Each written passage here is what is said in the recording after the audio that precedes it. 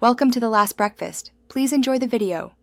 You have the workbook open, so start by selecting the exact cells or whole column you want to change. Make sure values are stored as numbers, not text.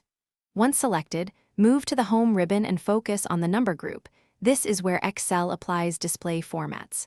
Click the number format drop-down and look for currency or accounting. These are the quickest first steps. You start changing visuals now, and that prevents wasted work later when you customize decimals, symbols, or negative number style. Now you dig into the details. Press Ctrl+1 or right-click and choose Format Cells, then go to the Number tab and pick Currency or Accounting, depending on spacing needs. Choose the currency symbol you want, set decimal places like 0 or 2, and pick a negative number format so reports read clearly. Once configured, use Format Painter or apply the same format to entire columns to keep consistency. If you need a custom pattern, use custom and type codes. This keeps presentation and calculation separate. Finish by saving the formatting as a cell style or workbook template so you don't repeat steps in future files.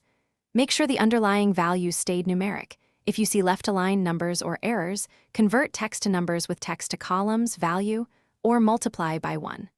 Once done, recalc and save.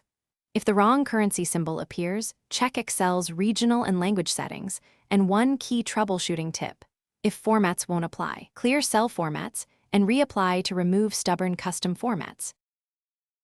Thanks for watching. If this was helpful, leave a like and consider subscribing. See you next time.